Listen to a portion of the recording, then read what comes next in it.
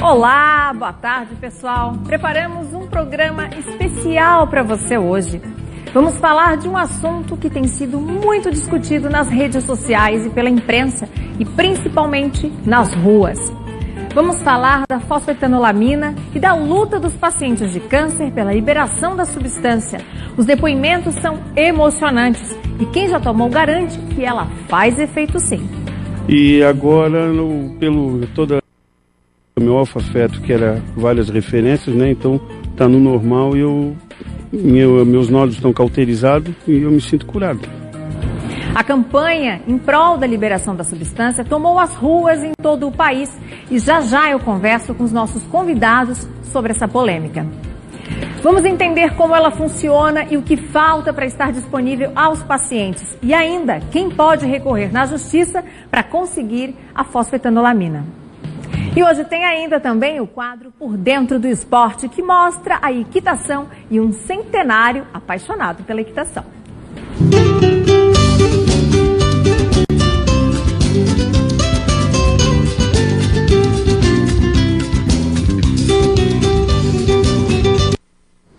Comece a sua tarde aqui com a gente e bem informado. O SBT e você já está no ar.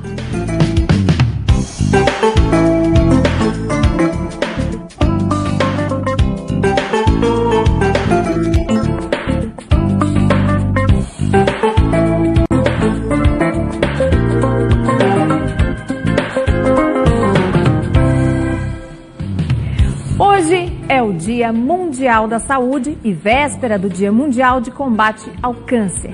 E escolhemos o dia de hoje para debater um assunto de extrema importância para a sociedade, a fosfetanolamina. Uma substância que vem sendo pesquisada há pelo menos 20 anos e é apontada por muitos como a cura do câncer. Surgiu nos laboratórios da USP, Universidade de São Paulo, e tem a função de acender e mostrar ao organismo onde há as células cancerígenas e fazer com que o próprio organismo elimine as células doentes. Ela é considerada um remédio porque ainda não tem a aprovação do órgão que regulariza os medicamentos no Brasil e está em fase de testes em laboratórios do país, inclusive aqui em Florianópolis. Mas é proibido produzir e comercializar a substância. Em Santa Catarina, um morador de Pomerode produziu a fosfetanolamina em casa durante anos, mas acabou preso e está impedido de continuar. Foi a sua prisão que desencadeou muitos pedidos na justiça para o uso, inclusive, da substância. Para debater esse assunto, eu recebo aqui no estúdio, agora ao vivo, o João Vianney, paciente com câncer, o médico de família Dr. Ricardo Vieira, a advogada Flora Galvão e a paciente Fátima Frederico. Boa tarde, obrigada a todos por terem aceitado o nosso convite. Eu vou começar perguntando para o Dr. Ricardo melhor sobre como a substância age no organismo, uma explicação um pouco mais ampla, para o pessoal de casa entender exatamente o que é. É uma substância que tem sido estudada e por conta desses estudos, dessa necessidade de pesquisa, os seus mecanismos eles vão ser melhor esclarecidos. Mas, a princípio, a forma como que essa substância ela age seria marcando as células tumorais no corpo da pessoa acometida pelo câncer, e ao marcar as células tumorais permite que o corpo identifique corretamente essas células e o próprio sistema de defesa, o sistema imunológico do paciente agem sobre essas células, diminuindo o tamanho do tumor, diminuindo a extensão da doença neoplásica. Então, o princípio do medicamento, da substância, é esse, diferentemente de outros quimioterápicos que agem com a toxicidade do medicamento sobre as células tumorais.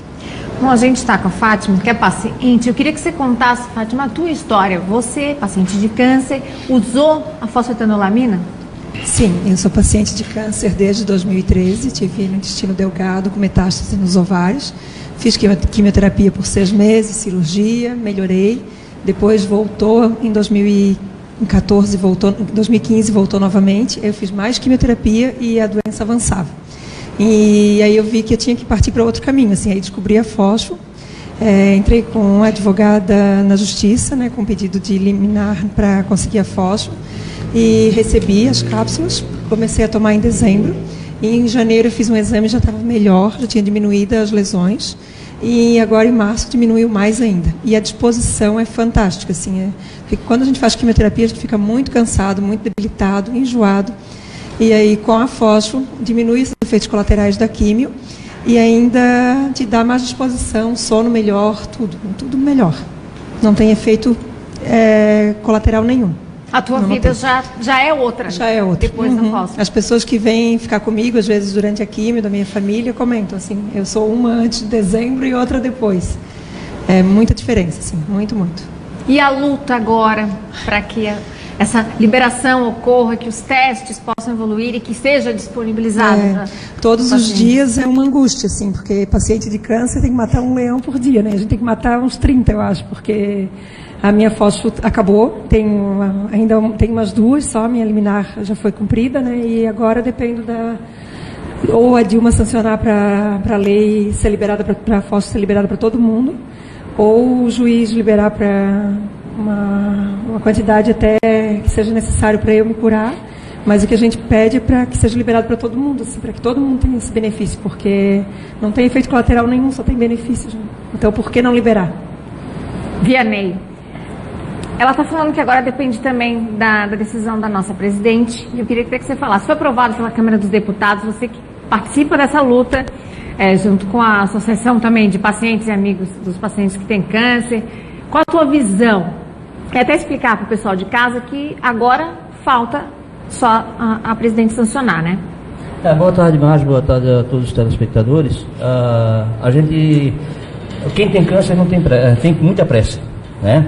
Então agora a gente vê com muita apreensão a passagem tão rápida, a aprovação tão rápida pelo Congresso Nacional. Está na mão da Presidente da República sancionar a lei ou vetar. Então a gente está esperando com uma angústia muito grande que ela tome a decisão favorável e realmente libere, porque os pacientes não podem esperar. O câncer não espera, né? Doutora Flora, a parte legal, a parte jurídica, e aí como qualquer um de nós, como cidadão, como estamos resguardados para que consigamos nos tratar de uma doença tão complicada como o câncer? Primeiramente, boa tarde, é uma honra estar aqui. Obrigada ao SBT como um todo, que tem nos apoiado e permitido um jornalismo de verdade nessa manifestação toda. E, judicialmente, eu gostaria de salientar, assim, bem rapidamente, que é uma ação bastante polêmica e ela muda toda hora, ela não é estável, né? Até por conta de inúmeras influências que a gente tem sobre esse movimento, até por ele ser polêmico, atual e outras coisinhas mais, né? Judicialmente hoje nós encontramos a USP fechada, tá? O pesquisador responsável pela produção na USP e as liminares que haviam sido direcionadas para cumprimento na USP, onde foi criada a substância, não estão sendo mais cumpridas e não vêm sendo cumpridas há 2 semanas atrás, mais ou menos, quando o laboratório foi lacrado e esse pesquisador, que era o único que produzia lá dentro, foi transferido para Cravinhos, para os laboratórios de Cravinhos, né? Ele foi transferido com a intenção de que fossem feitos testes clínicos nos laboratórios de Cravinhos e agora, judicialmente, para poder fazer valer o direito de todas essas pessoas que tanto esperam por essa substância, nós estamos direcionando todas as ações para esses laboratórios. Eles se chamam PDT Pharma e FURP. Nós já tivemos êxito em algumas ações, os juízes eles estão sendo bastante sensíveis, bastante humanos, reconhecendo que, em que pese a USP não produza mais, alguém tem que ajudar esses pacientes, e esse é o clamor que a gente tanto faz, né? E junto com esse movimento judicial, que vem agora sendo novamente positivo, nós temos o projeto de lei, que está aguardando a sanção da presidente Dilma. Eu tenho muita fé, e costumo ter muita fé, e eu acredito e torço muito para que ela sancione. O prazo final dela é dia 13 de abril, próxima quarta-feira, está pertinho. E estamos torcendo para que tudo dê certo. Bom, essa semana o Supremo Tribunal Federal autorizou a USP a suspender então o fornecimento, né, e depois que o restante do estoque for distribuído. O parecer foi dado após a própria instituição fazer o pedido alegando que a substância tem eficácia, segurança e qualidades incertas e que isso coloca em risco a saúde dos pacientes, além de comprometer totalmente o funcionamento do laboratório didático da universidade. O ministro afirmou que esses motivos são suficientes para justificar o cancelamento. Doutora, Isso impacta? Não. Tem um impacto social, porque uma decisão do STF é uma decisão do maior tribunal do nosso país. Mas, tecnicamente falando, essa decisão, falando num linguajar bastante comum, ela não serve para nada, tá? Ela não serve para nada por quê? Porque ela foi feita pela USP, num recurso da USP, direcionado ao STF, e quando a USP não mais produzia substância, a USP já estava fechada. Então, se essa decisão ela foi num processo, num recurso feito pela USP, ela atinge somente as liminares em que a USP fazia parte, né, que eram todas até então. Só que como nós já estávamos de olho nessa movimentação toda, nós já havíamos iniciado a transferência dos processos para Cravinhos. E essa decisão ela não atinge os processos de Cravinhos. Então, eles vão ser obrigados a cumprir sob pena de crime de desobediência. E nós estamos pedindo, inclusive naqueles processos que já estavam tramitando, e aí, como não uma advogada, mas como uma pessoa falando agora, eu acho muito injusto que as pessoas tenham que iniciar o processo do zero. Nossa. Por conta desse fechamento da USP. Então, a nossa intenção enquanto advogados agora é conduzir aqueles mesmos processos que haviam sido iniciados na metade do ano passado ou até no início do ano passado para Cravinhos no momento que eles se encontram, né? Então, esse é o nosso objetivo maior. Aqueles novos serão direcionados diretamente para Cravinhos e os antigos nós estamos tentando incluir os laboratórios de Cravinhos e retirar a USP. Na verdade, nem retirar a USP, nós queremos que a USP seja condenada em danos morais, porque ela, eu posso até falar assim, eu me permito falar assim, injustamente e por baixo dos panos ela conduziu a transferência do Dr. Salvador para Cravinhos e isso fez com que as pessoas ficassem completamente desamparadas, da noite para o dia. E no meio de um tratamento, né? No meio de um tratamento, no meio do desespero. Muito sério isso. Bom, a gente vai ver o depoimento de mais um paciente. Aliás, além de vocês que estão aqui todos comigo, né? Você em casa vai acompanhar a história do Orlando Neves, que teve câncer no fígado e relata pra gente o que aconteceu depois de tomar a fosfetanolamina.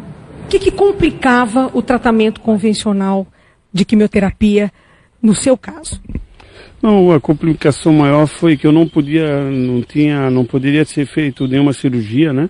Porque além de problema cardíaco, eu também tinha a minha hepatite, eu não podia fazer cirurgia.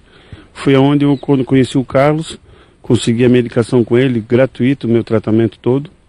Quando eu vi que ele fiquei sabendo da notícia da apreensão dele, da denúncia, eu fiquei apavorado e entrei com a liminar para conseguir lá em São Carlos. E conseguiu? Consegui, graças a Deus eu consegui. Ao todo você tomou durante quantos meses a fósforo? Eu tomei durante praticamente 6 a 7 meses, mas no 5º mês já pelos resultados, pelos exames, já não precisava mais, não tinha mais necessidade, né? E agora, todos meus exames, meu alfa-feto, que era várias referências, né? Então está no normal e meus nódulos estão cauterizados e eu me sinto curado. O médico acha que você está curado? O médico já, como eu estou pensando em comentar assim, como profissional ele não pode me aconselhar nada, mas como amigo ele falou que eu não preciso mais tomar, que eu estou curado.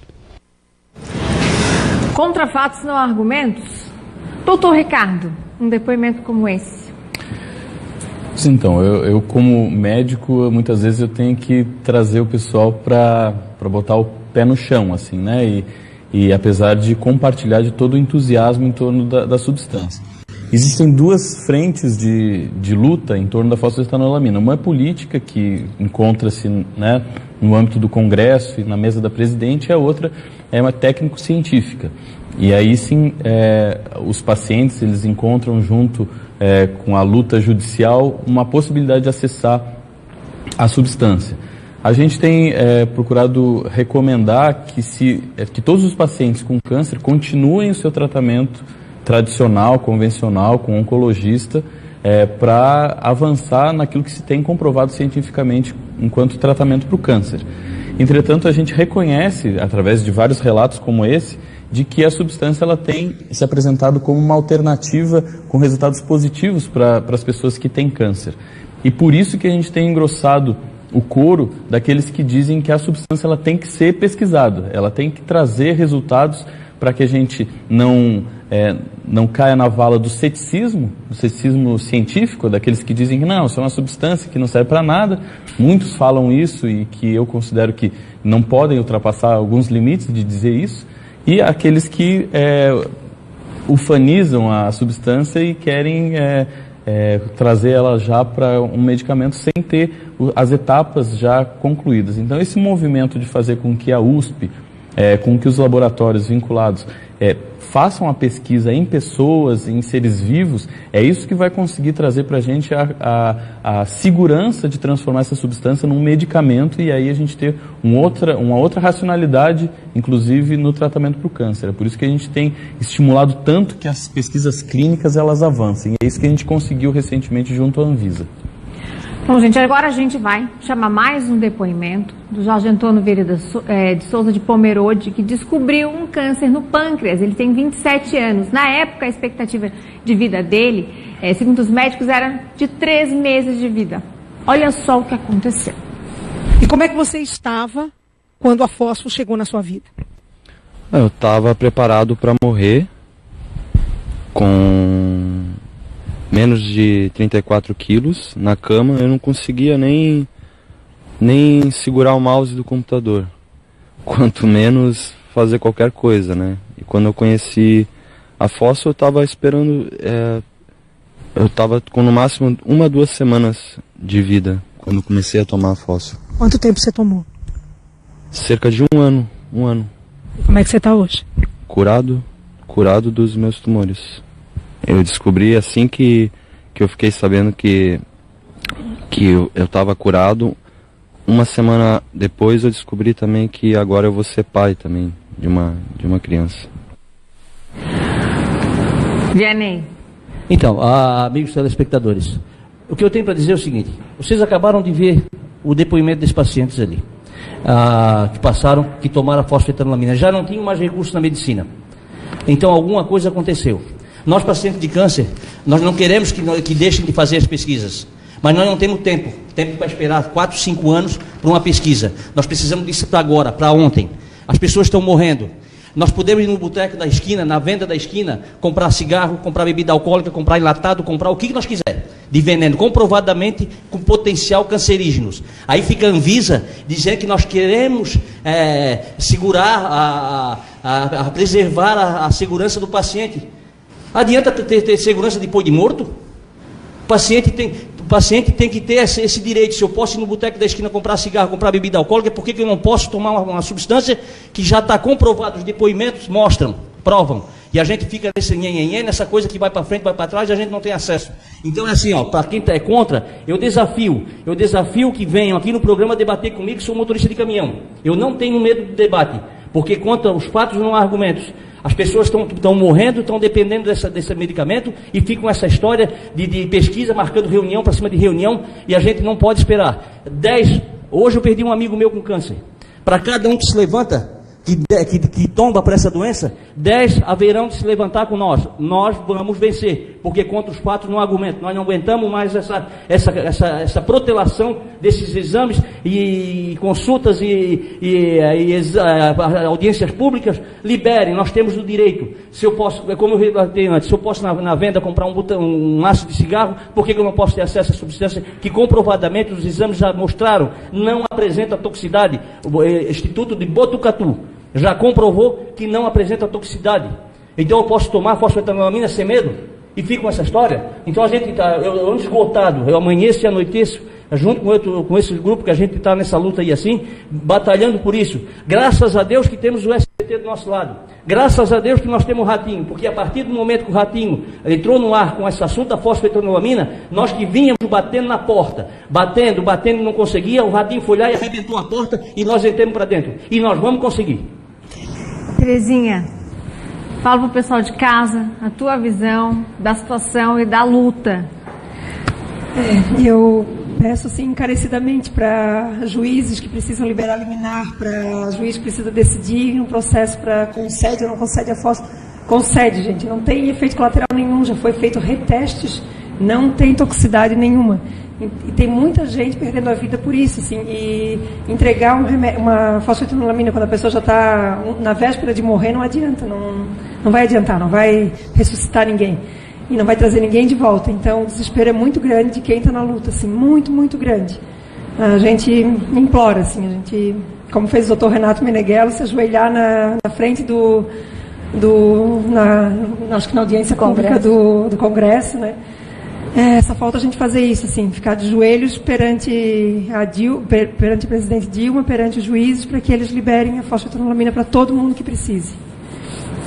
Doutora Flora, quem quer entrar com a ação, quais são os documentos necessários dos pacientes que precisam? Aproveitando o momento, eu gostaria de fazer um depoimento rapidinho sobre a primeira liminar que nós conseguimos no Brasil contra cravinhos.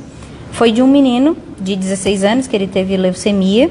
E aí teve recidiva da leucemia, fez todos os tratamentos e o médico mandou para casa para esperar a hora dele. E na terça-feira, já com o processo, depois de o processo ter sido ingressado, na terça-feira o câncer atingiu os olhos dele e ele ficou cego. Essa semana agora? Essa semana. E nós conseguimos uma doação de fósforo, a liminar já foi deferida, está pendente de cumprimento agora em Cravinhos, mas nessa semana nós conseguimos uma doação de fósforo e ele está voltando a enxergar.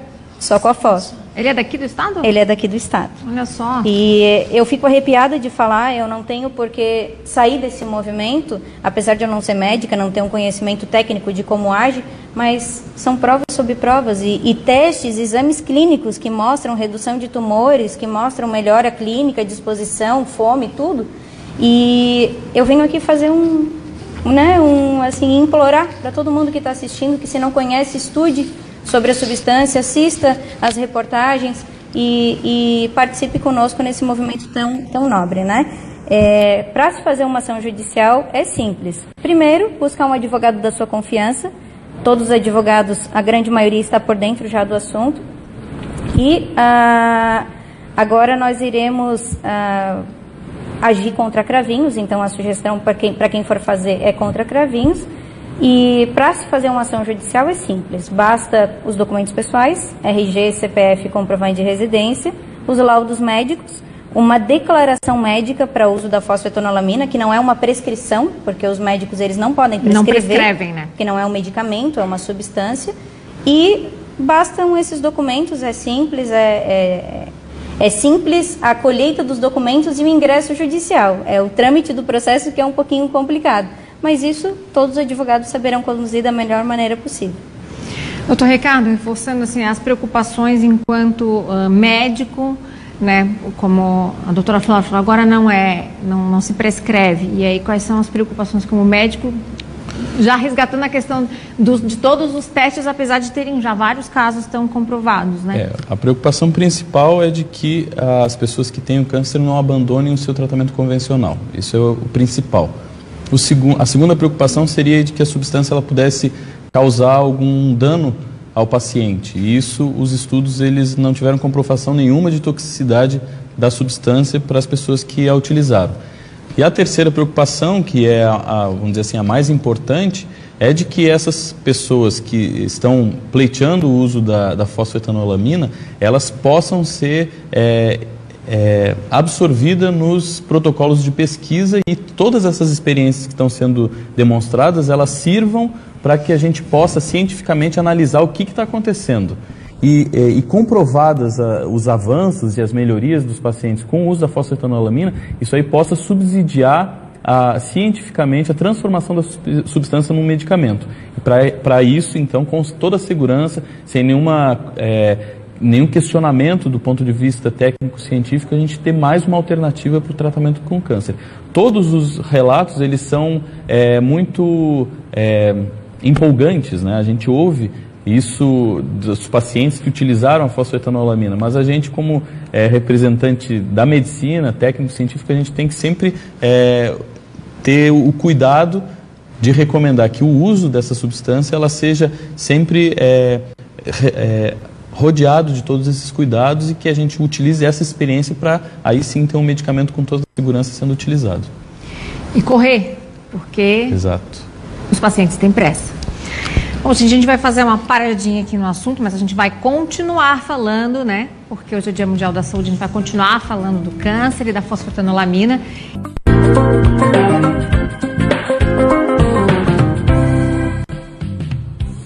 Estamos de volta com o SBT e você. E eu continuo a minha conversa sobre a pílula do câncer, a fosfetanolamina. Agora a gente vai conversar com a Karina Dutra Gariglio. Ela descobriu um câncer de cólon e metástase hepática há 2 anos. E de lá para cá, muita coisa aconteceu, né, Karina? Boa tarde. Aliás, antes só de dar boa tarde também para o meu colega Fernando Machado, apresentador e repórter aqui do SBT, que também agora participa com a gente nesse debate. Karina, conta pra gente, pro pessoal de casa, a tua história. O que aconteceu? Boa tarde. Eu descobri em dezembro de 2013 um câncer de cólon, que é do intestino, né? Então, o ano de 2014 foi muito turbulento. Comecei com cirurgias e emendei quimioterapia. E quando eu achei que estava tudo terminado, em janeiro de 2015, eu descobri metástase hepática nos exames, né, de praxe, e fiz uma nova cirurgia, continuei com quimioterapia e foi uma recidiva atrás da outra. Então, no ano de 2015 eu tive 3 recidivas. Chegou em dezembro, meus médicos simplesmente disseram: sinto muito, busque qualidade de vida, né, a doença veio para ficar, podemos continuar a quimio mais de 6 a 9 meses. Me deram tempo, né. E na semana seguinte a esse diagnóstico, eu recebi as cápsulas através da liminar concedida com a doutora Flora. E aí, eu vendo aquele pacote, eu descobri assim, nossa, voltou a esperança de vida, né? Digo, vou tomar e vai dar certo. Fiquei quietinha, tomei, comecei em janeiro. Em fevereiro fiz novos exames e as tomografias já mostraram a redução dos tumores. Então, semana passada fiz mais uma PET. Em relação a dezembro, assim, dos 5 tumores hepáticos, me resta 1 hoje. E esse também diminuiu, né? E eu acredito muito que a fosfo tenha ajudado, porque eu já fiz a quimioterapia, né? Eu estou no 3º ciclo e eu nunca tive a resposta assim tão rápida. Então eu peço assim que a Dilma sancione, porque é uma esperança que volta pra gente que não tem mais nada a fazer, né? E voltou a esperança, voltei a acreditar na vida e eu acredito que eu vou me curar. E com uma filha, com uma família super nova, tem tanta coisa para viver ainda, sim, né? Sim, eu tô com qualidade de vida, tenho uma vida normal, né? E com muita disposição, e efeitos colaterais eu acho que é a quimio que proporciona, não a fosfo. Fernando, você fez várias matérias sobre o assunto, está totalmente engajado e por dentro de tudo que está acontecendo. Na TV e fora da TV. Na TV e fora da TV. O que você testemunhou ao conversar com as pessoas, a fazer as matérias, a ouvir depoimentos? E não só com os pacientes, eu também tive o prazer de conversar com o Dr. Gilberto, que foi o grande criador da fosfetanolamina. Esses dias me perguntaram, Marja, por que eu estou nessa campanha? Você tem câncer, Fernando? Não, não tenho. Eu estou nessa campanha porque ninguém, primeiro, sabe o dia de amanhã, segundo, tive um caso de câncer na família, meu pai teve câncer e por pouco não faleceu, graças a Deus está curado. Então, acho que essa participação do jornalismo, primeiro esclarece, porque muita coisa agora sai na imprensa, doutor Ricardo, né? E muita coisa, às vezes, de forma mal colocada, como, por exemplo, os testes que estão sendo feitos com a fosfetanolamina. Por que estão dando errado? Ou não estão mostrando uma eficácia mais poderosa da fosfo? Será que está sendo feito de forma correta? Porque, de acordo com o que me falou o Dr. Gilberto, a fosfo, o que ela faz? Ela indica para o organismo onde está a célula cancerígena. E o teu próprio organismo é que remove a célula de lá. A fosfo, ela não vai lá e combater, não vai no câncer e vai matar ele ou eliminá-lo. Posso estar errado, mas são palavras do criador da fosfetanolamina, o Dr. Gilberto. Segunda questão, eu acho que a repercussão que isso precisa ganhar nos move.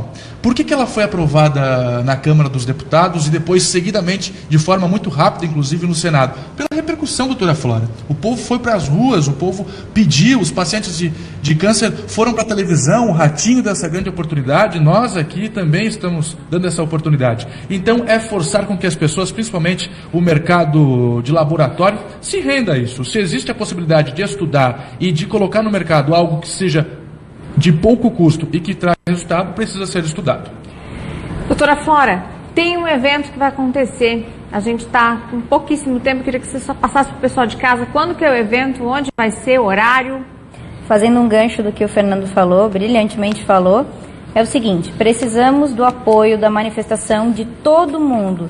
Essa é a hora de mostrar para o nosso país o caráter promissor dessa substância. Então, no dia 13 de abril, na próxima quarta-feira, que é o mesmo dia do prazo final para a sanção da presidente Dilma, na Vidal Ramos, na rua Vidal Ramos, nós vamos fechar a rua e das 10h30 da manhã até as 15 horas da tarde, nós teremos várias atrações musicais, atrações das mais variadas, que nos agraciaram com essa colaboração de graça para poder apoiar o nosso movimento. Teremos a Diana Dias, teremos a Maiara Coelho, teremos o Darcy, o das Aranha e muitas outras atividades super legais para divulgar esse movimento tão nobre.